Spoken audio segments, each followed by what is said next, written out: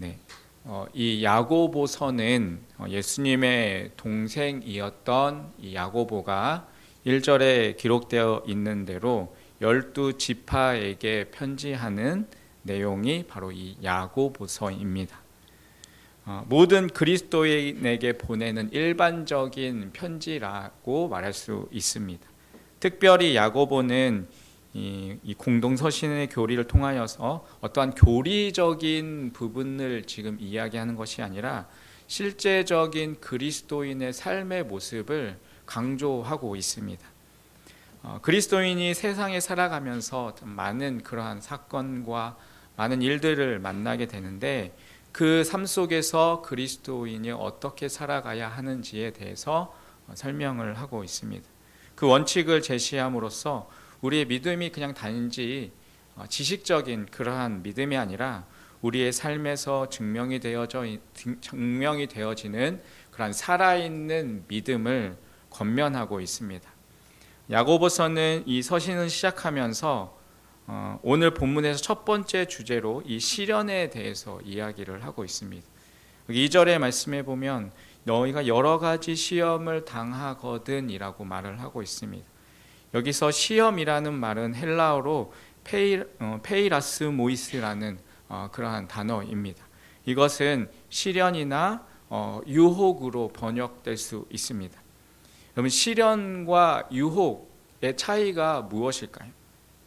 시련은 하나님께서 우리의 믿음을 더욱더 성장시키시기 위한 그런 목적으로 주시는 테스트입니다.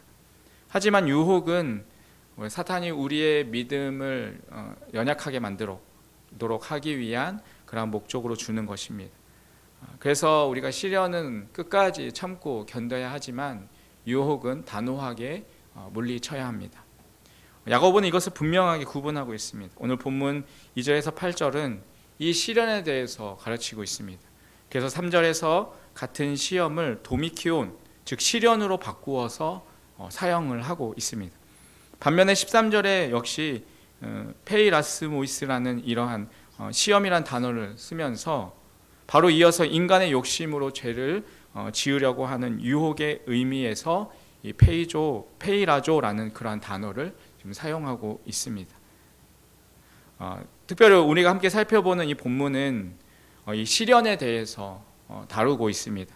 과연 살아있는 믿음은 이러한 시련들을 만나게 되었을 때 어떻게 반응하고 극복해야 하는지, 그리고 그것을 극복한 후에 우리에게 주어지는 유익이 무엇인지를 우리에게 가르치고 있습니다.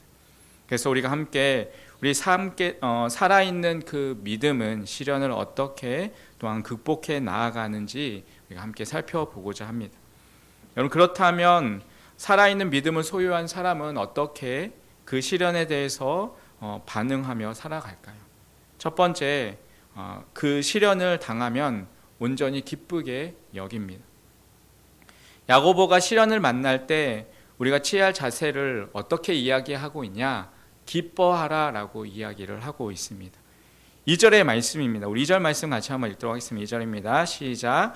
내 형제들아 너희가 여러 가지 시험을 당하거든 온전히 기쁘게 여기라. 아멘.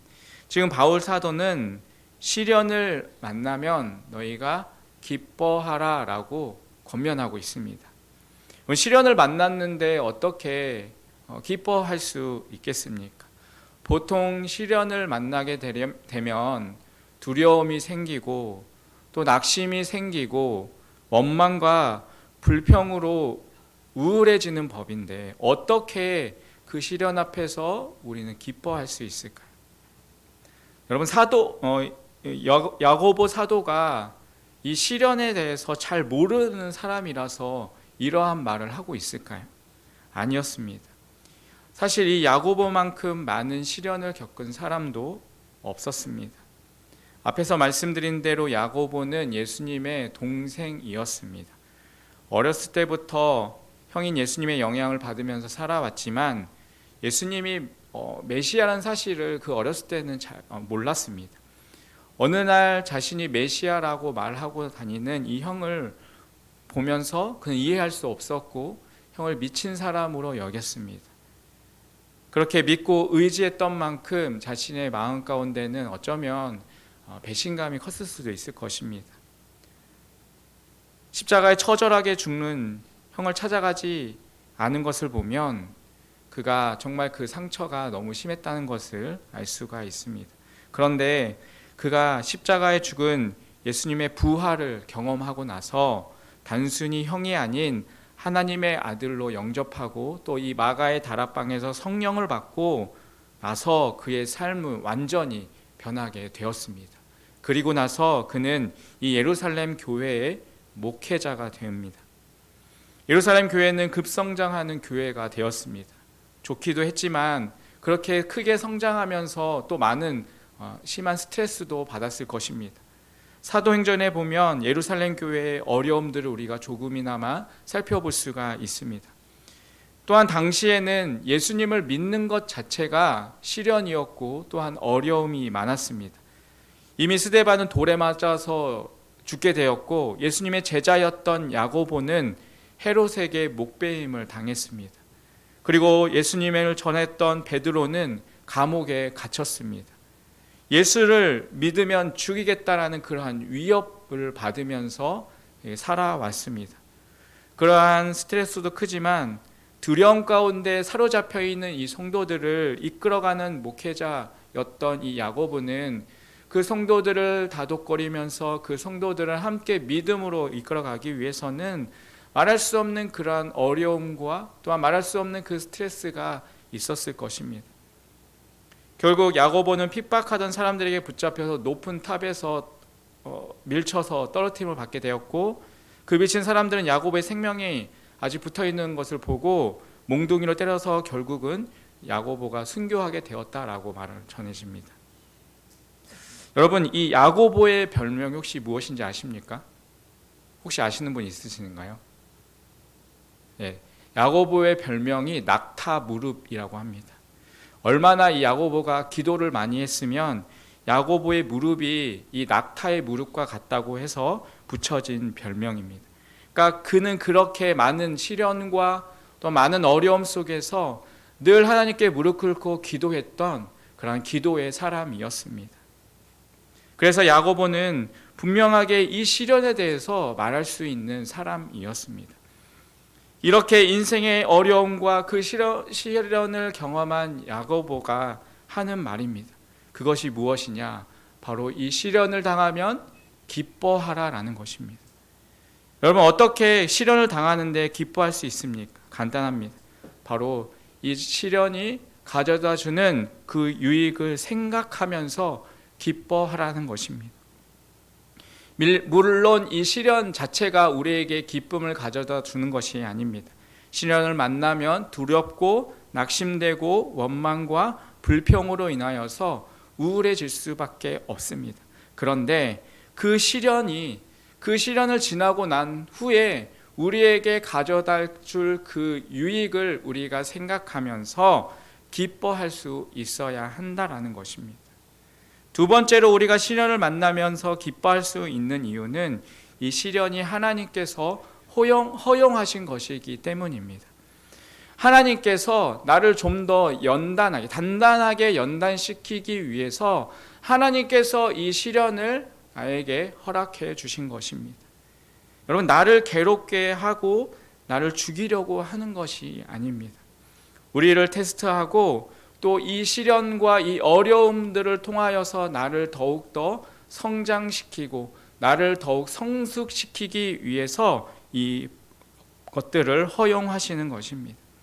여러분, 예를 들어서 하나님께서 이 아브라함에게 자신의 아들이었던 이 이삭을 바치자는 것이 여러분 아브라함을 힘들게 하려고 하는 것이 아니지 않겠습니까? 여러분, 아브라함이 아들 이삭을 죽이려고 칼을 들었을 때 다급하게 말리셨던 것은 바로 하나님이셨습니다. 그 테스트를 통과하고 창세기에 보면 하나님께서 마침내 이 아브라함을 인정하고 아브라함에게 복을 주시는 것을 볼 수가 있습니다. 그렇기 때문에 우리는 시련과 또 이 어려움들을 만났을 때 우리는 기뻐할 수 있는 것입니다. 하나님께서 나를 사랑하시는 증거이기 때문입니다.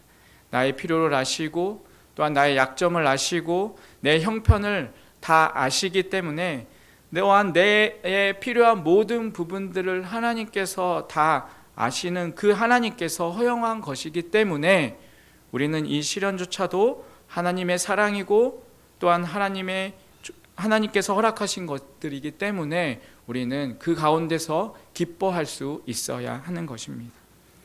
여러분, 우리가 이 시련을 어떻게 반응하느냐에 따라서 그 결과는 완전히 달라지게 됩니다. 냄비 3개에 물을 각각 넣고 이제 물을 끓입니다. 거기에 이제 냄비에 이제 당근 그리고 계란 그리고 커피 가루를 넣고 이제 물을 끓입니다. 여러분, 그 시간이 흐른 후에 이 내용물을 하나씩 살펴보면 어떻게 될까요? 물론 단단했던 당근은 어떻게 되죠? 물렁물렁해집니다. 그 계란은 어떻게 되죠? 딱딱하게 굳어집니다. 그리고 커피가루는 완전히 물에 풀어져서 커피 향을 내게 됩니다. 여러분, 우리의 인생도 마찬가지입니다. 사람들은 인생 가운데 이러한 비슷한 또 많은 어려움들의 그 시련의 용광로를 지나게 됩니다. 그 시련의 용광로를 통과한 후에 어떤 사람들은 정말 당근처럼 단단했던 그 마음이 이 시련들을 통하여서 연약해져 버리고 좌절하고 말아버립니다. 삶의 소망을 잃어버리게 됩니다. 또 어떤 사람들은 마치 계란처럼 그렇게 부드럽고 연약했던 마음인데 이 시련을 통해서 상처받고 또한 그 상처로 인하여서 마음이 굳어지고 거친 사람이 되기도 합니다. 그러나 어떤 사람은 마치 이 커피가루가 물에 완전히 녹아 스며들어서 맛이 진해지고 커피 향을 바라듯 주변에 정말 선한 영향력을 미치는 그러한 사람으로 성숙해지기도 합니다. 여러분, 이 시련의 용광로를 지나면서 어떻게 반응하느냐에 따라서 그 시련 후에 우리의 모습은 확연하게 달라질 수 있는 것입니다. 그래서 야고보 사도는 우리에게 이 시련을 만나면 그 시련 자체는 정말 우리에게 고통스럽고 우리에게 아픔의 모습이지만 그 시련이 다가올 그 기쁨을 유익을 생각하면서 우리가 기뻐할 수 있어야 한다라고 권면하고 있는 것입니다. 사랑하는 성도 여러분, 우리도 살아가면서 많은 시련과 어려움을 당하게 될 것입니다. 여러분, 그 가운데서 우리는 그 시련에게서 우리에게 주는 유익들을 생각하며 그 시련 앞에 좌절하고 낙심하고 낭망하는 것이 아니라 그 가운데서 유익을 생각하며 기뻐할 수 있는 우리의 모습, 그래서 그 모든 시련을 기쁨으로 이겨 나아갈 수 있는 우리의 삶이 되기를 간절히 주님의 이름으로 축원드리겠습니다. 두 번째로 살아있는 믿음을 소유한 사람은 시련에 대해서 시련을 당하면 인내를 온전히 이루어 갈 수 있습니다. 시험을 당할 때 어려운 것은 그 시험이 견디기 어려운 만큼 정말 길다라는 것입니다. 정말 내 앞에 있는 이 시련과 이 어려움이 언제 끝날 것 같아 보이지 않는 그러한 모습입니다. 그래서 그 앞이 보이지 않는 이 시련, 어려움을 이겨 나아가기 위해서 우리에게 필요한 것이 바로 이 인내입니다. 이 인내의 과정을 겪고서 비로소 우리는 시련의 축복을 얻게 되는 것입니다. 히브리서 6장 14절에 보면 하나님께서 아브라함에게 이렇게 말씀하십니다. 이르시되 내가 반드시 너에게 복을 주고 복을 주며 너를 번성하게 하고 번성하게 하리라 하셨더니 라고 말합니다. 하나님께서는 반드시 아브라함에게 너에게 복을 주겠다, 너를 번성하게 할 것이다 라고 약속을 하셨습니다. 그런데 아브라함이 그 약속을 어떻게 성취하시는지 아십니까? 계속해서 15절의 말씀에 보면 그가 이같이 오래 참아 약속을 받았느니라 라고 말씀합니다.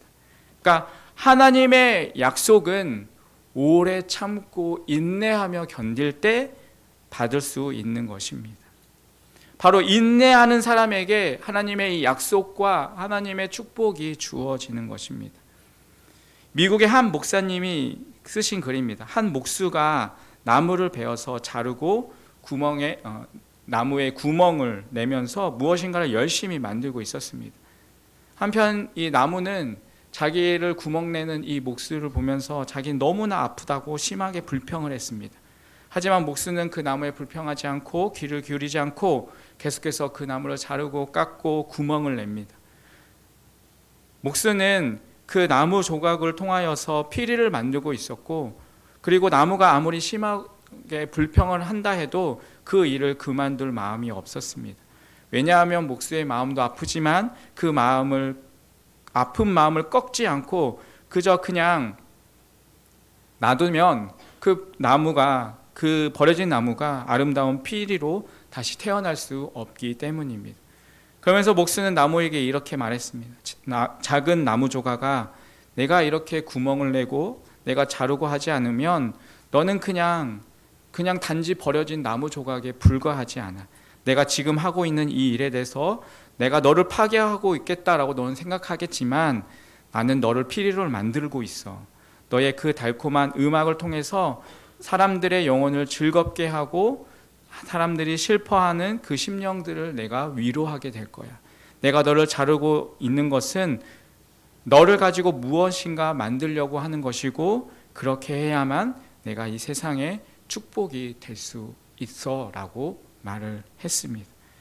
여러분, 하나님은 우리가 아름다운 소리를 내서 세상에 지치고 또 힘들고 또 피곤한 그러한 사람들을 위로하라고 때로는 우리에게 그 견디기 힘든 시련과 어려움들을 통하여서 우리를 만들고 계시는 중이십니다. 그렇기 때문에 우리는 이 시련을 당할 때 반드시 인내를 온전히 이루어 가야 합니다. 야고보는 분명히 말씀하고 있습니다. 4절 말씀 같이 한번 읽도록 하겠습니다. 4절입니다. 시작. 인내를 온전히 이루라. 이는 너희로 온전하고 구비하여 조금도 부족함이 없게 하려 함이라. 12절 말씀, 1장 12절 말씀 같이 읽겠습니다. 시작. 시험을 참는 자는 복이 있나니 이는 시련을 견디어낸 자가 주께서 자기를 사랑하는 자에게 약속하신 생명의 면류관을 얻을 것이기 때문이라. 아멘. 여러분, 살아있는 믿음은 그 시련 가운데 하나님의 계획을 믿으며 인내를 온전히 이루어 가는 것입니다. 사랑하는 성도 여러분, 우리의 삶 속에서 하나님을 향한 또 그 믿음으로 또 하나님께서 우리에게 계획하신 그 계획하심 가운데 여전히 우리의 삶을 붙잡아 주시고 이끌어 가고 계심을 믿는 그 믿음으로 우리에게 다가오는 그 시련 앞에서 믿음으로 승리할 수 있는 그런 우리의 삶이 되시기를 간절히 주님의 이름으로 축원드리겠습니다. 그럼 마지막으로 살아있는 믿음을 소유한 사람은 이 시련을 당하면 시련의 유익을 생각해야 합니다. 여러분, 우리가 시련을 당할 때 기쁘게 여기면서 인내해야 하라고 했던 이유가 무엇입니까? 바로 그 시련 가운데 오는 유익을 생각하라는 것입니다. 시련이 가져다 주는 그 유익이 있다는 것입니다. 하나님께서 우리에게 관심 있는 것은 바로 믿음입니다. 온전한 믿음의 사람으로 자라가는 것입니다. 그래서 3절의 말씀에 보면 이 믿음의 시련이라는 말을 사용하고 있습니다. 모든 시험의 궁극적인 목적은 온전한 믿음의 사람, 살아있는 믿음의 사람으로 갖고 가시기 위한 하나님의 과정인 것입니다. 하나님께서 더 중요한 믿음을 위해서 덜 중요한 것들을 흔들면서 우리를 지금 시험하고 계시는 것입니다. 이것을 우리가 시련이라고 여기는 것입니다. 여러분, 건강이 중요합니까? 돈이 중요합니까? 뭐가 중요하죠? 건강이 중요하죠. 아무리 돈이 귀해도 여러분 건강보다 귀할 수는 없습니다. 여러분, 하나님께서 돈을 가져가시고 건강을 주시겠다라고 어떻게 하시겠습니까? 여러분, 그 거절하시겠습니까? 내가 하나님 제발 저에게 돈을 주시고 건강을 가져 주십시오라고 말하는 사람은 미련한 사람일 것입니다. 여러분, 지금 내가 암에 걸려서 지금 죽는 상황인데 1억을 준다고 하면 1억을 줘서 치료를 받아서 내가 산다고 하면 여러분 그렇게 해서 돈을 내는 것이 아깝겠습니까? 안 아깝겠습니까? 뭐 1억이 아니라도 2억, 뭐 10억이 든다 하더라도 내가 살아난다면 여러분 어떻게든 그 돈을 마련해서 여러분 지불할 것입니다. 여러분 그것이 아까워한다라고 하면 그것은 미련한 사람입니다. 하나님께서 우리에게 믿음이 가장 중요한 것이기 때문에 우리의 믿음을 성숙시켜 주시고 또한 우리의 믿음을 때묻지 않고 더 순수하게 하시려고 우리의 믿음을 더 강하게 하시기 위해서 때로는 우리의 건강을 흔들어 보고 또한 우리의 사업들을 흔들어 보고 우리의 삶을 흔들어 보시는 것입니다. 그래서 믿음의 시련이라는 것입니다. 야고보는 그것을 4절에서 좀 더 구체적으로 설명하고 있습니다. 우리 4절 말씀 같이 한번 읽도록 하겠습니다. 4절입니다. 시작. 인내를 온전히 이루라. 이는 너희로 온전하고 구비하여 조금도 부족함이 없게 하려 함이라. 아멘. 여러분 지금 야고보는 너희로 온전하고 구비하여 조금도 부족함이 없게 하려 함이라 라고 이야기합니다. 여러분 구비하여서 조금도 부족함이 없게 한다라는 것은 전쟁 용어입니다. 단순히 부족함이 없다는 것이 아닙니다. 여러분 전쟁에 나가는 병사들이 갖추어야 할 장비들이 있습니다. 여러분 이 장비는 자신의 생명을 지키고 승리하기 위한 필수의 장비들입니다. 그러니까 우리가 시련을 만날 때 온전히 기쁘게 여기고 인내를 온전히 이루어서 믿음의 사람이 되면 온전하고 구비하여서 우리는 조금도 그 부족함이 없는 사람이 되어지는 것입니다. 그리고 우리는 그 가운데서 우리의 삶 속에서 우리는 승리할 수 있는 삶이 될 수 있는 것입니다. 여러분 성경에 보면 좋은 예가 있습니다. 지금 우리가 새벽 예배 때 말씀 축제를 통해서 보고 있는 인물인데 누구죠? 예, 요셉입니다. 여러분 이 요셉은 아버지의 편애를 받으면서 그것을 당연하게 여기고 형들을 무시하던 철없던 그러한 아들이었습니다. 그러나 하나님께서는 요셉을 하나님의 위대한 역사 가운데 그를 사용하기를 원하셨습니다. 그래서 하나님께서 그의 인생에 개입하셨습니다. 요셉은 17세부터 30세가 되는 그 나이 때까지 엄청난 고난을 당하게 됩니다. 형들에게 죽임을 당할 뻔했지만 구사일생으로 애굽의 종으로 팔려가게 되고 그래서 이 보디발의 종이 되었습니다. 그가 그렇게 노예로 살아가던 그 날에 억울한 또 누명을 쓰고 감옥에 들어가게 됩니다. 감옥에 갇혀서 시련의 그 날들을 그가 보내고 있는 가운데 간원의 꿈을 해석하게 되고 풀려날 것을 기대했지만 그 간원장은 요셉을 기억하지 못하고 요셉을 배신합니다. 누구도 찾아주지 않는 그러한 낯선 나라의 감옥에서 그는 소망이 없이 또 갇혀서 그렇게 인생을 살아갑니다. 13년이라는 시간 동안 누구도 경험할 수 없는 그 처절한 그 시련을 그는 살아가게 됩니다. 그러나 그 시련의 시간을 지나면서 그는 변화하기 시작합니다. 시련을 당할 때 그 시련이 하나님의 계획 가운데 있다는 것을 그는 굳게 믿었습니다. 이 시련도 하나님께서 허락하신 것이기 때문에 그는 노예가 되고 또 억울한 일을 당하게 되고 그 억울한 일로 인하여서 감옥에 갇히고 또 때로는 사람에게 배신을 당하거나 그러한 삶 속에서도 그는 원망하거나 불평하거나 낙심하지 않고 그 주어진 일 가운데서 성실히 인내하면서 하나님의 때를 기다립니다. 그리고 그의 나이 30이 되었을 때 하나님께서 그의 테스트를 마치시고 나서 마침내 그를 애굽의 총리로 등극시키십니다. 여러분 세상적으로 볼 때 정말 있을 수 없는 인생의 역전이 일어나게 됩니다. 뿐만 아니라 그의 믿음은 말할 수 없는 성숙한 경지에 이르게 됩니다. 자신을 죽이려 했던 그 형들을 다시 만났을 때 여러분 어떻게 보면 정말 원수와도 같은 그러한 형들을 만났을 때 요셉이 형들을 향하여서 이렇게 말합니다. 창세기 45장 5절입니다. 당신들이 나를 이곳에 팔았다고 해서 근심하지 마소서, 한탄하지 마소서. 하나님이 생명을 구원하시려고 나를 당신들보다 먼저 보내셨나이다. 여러분 어떻게 이렇게 기막힌 말을 할 수가 있겠습니까? 자신을 미워했고 자신을 심지어는 죽이려고 했던 그 형들을 향하여서 요셉은 지금 이렇게 고백하고 있습니다. 여러분, 시련을 통과하지 않고서는 절대로 성숙할 수가 없습니다. 여러분, 우리가 기억해야 할 것은 썰물이 있으면 반드시 무엇이 있나요? 민물이 있습니다. 여러분, 내리막길이 있으면 분명히 오르막길이 있고, 우리의 인생 가운데 밤이 있으면 분명히 낮도 찾아오게 될 것입니다.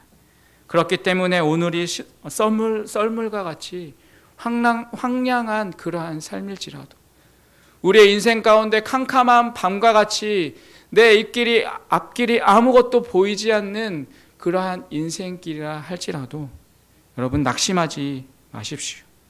그 썰물은, 그 밤길의 모습은 우리의 인생을 만들어 가시는 하나님의 그 계획 속에 있기 때문에 우리가 그 하나님의 테스트 앞에서 온전히 그 삶 속에서 우리가 기쁨으로 여기고 믿음으로 인내할 수만 있다면 우리의 인생 가운데 반드시 민물이 들어올 때가 있을 것이고 반드시 낮이 찾아올 때가 있을 것입니다.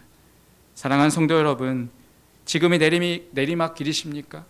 여러분, 내리막 길이라고 절망하지 마십시오. 내리막 끝에는 분명히 오르막 길이 있고 높이 오를 수 있을 것입니다.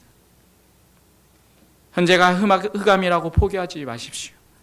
밤이 있으면 곧 동이 틀 것입니다. 여러분, 희망을 놓지 마십시오. 주님이 다시 민물을 주실 것입니다. 오늘 말씀, 인내를 온전히 이루라. 이는 너희로 온전하여 구비하여 조금도 부족하게 없게 하려 함이라. 이 말씀을 우리가 붙잡고 우리의 모든 상황 속에서 정말 믿음으로 승리하며 살아가는 귀하고 복된 삶이 되시기를 주님의 이름으로 간절히 축원드리겠습니다. 기도하겠습니다. 하나님 아버지, 우리의 삶 속에서 믿음으로 온전히 살아가게 하여 주시옵소서. 인내를 온전히 이루라. 이는 너희로 온전하여 구비하여 조금도 부족함이 없게 하려 함이라. 라는 주님의 말씀을 붙잡고 우리가 믿음으로 승리하는 삶이 되게 하여 주시옵소서. 예수님의 이름으로 기도합니다. 아멘.